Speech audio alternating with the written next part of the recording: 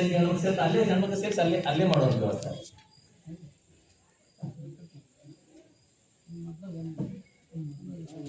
ಒಂದೇ ಕಡೆ ಮಾಡಿದ್ರೆ ಎಲ್ಲ ಕಡೆನೂ ಬರಲ್ಲ ಇದು. ಅದಕ್ಕೆ 4 ಕಡೆ ಮಾಡಿದ್ರೆ ಎಲ್ಲರಿಗೂ ವಿಷಯ ಮುಟ್ಟಬೇಕಿದ್ದು. ಯಾಕೆಂದ್ರೆ ಆರೋಗ್ಯ ಪ್ರವಚನ ಇದು. ಒಂದು ಹೊಚ್ಚಮ್ಮನ ಗುಡಿ ಒಂದು ಕಡೆ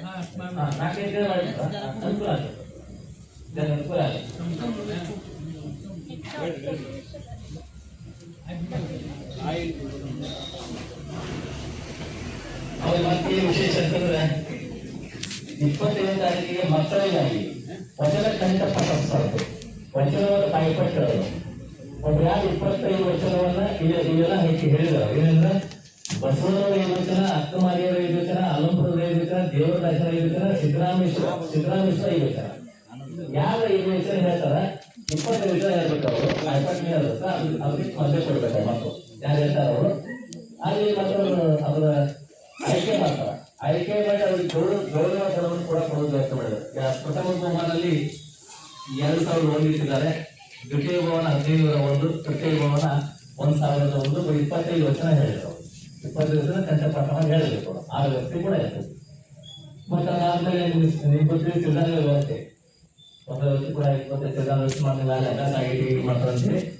ಒಂದು 26 4 26 ರವಿವಾರ 9 ಗಂಟೆಗೆ ರಾಜ್ಯ ಮಟ್ಟದ ಯೋಗ ಸಮ್ಮೇಳನ ನಾವು ಯೋಗ ನೃತ್ಯ ಸ್ಪರ್ಧೆ.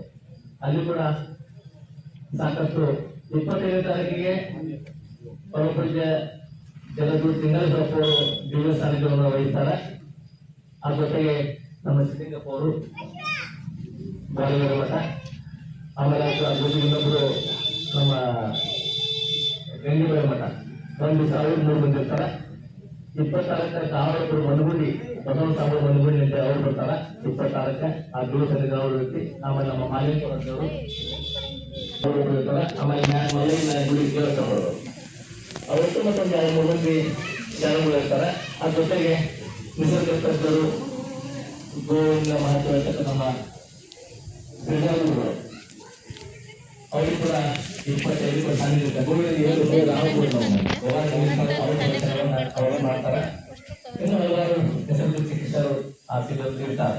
ಅವರು ಉಪಯೋಗ ತಗೋಬೇಕು. ಮತ್ತು 25 ಸಂಧಿಗೆ ಮಹಿಳಾ ಗೋಷ್ಠಿ ಇರುತ್ತೆ, ಮಹಿಳಾ ಸಮ್ಮೇಳನ.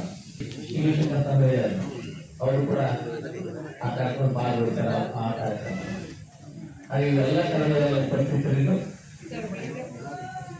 ಒಂದು ರಾಜ್ಯ ಮಟ್ಟದ ಯೋಗ ಸಮ್ಮೇಳನದಲ್ಲಿ ಅಲ್ಲಿ ಕೂಡ ಬಹುಮಾನ ಇದೆ, ಪ್ರಥಮ ಬಹುಮಾನ ಇದೆ. ಅಲ್ಲಿ 8-30 ವರ್ಷ ಒಂದು ಟೀಮ್, ಸಾಕಷ್ಟು ಟೀಮ್ಗಳು ಬರ್ತಾರೆ. 30 ವರ್ಷ, ಆಮೇಲೆ 30 ವರ್ಷ ಮೇಲೆ ಕೊಡ್ತಾರೆ. 70-80 ವರ್ಷ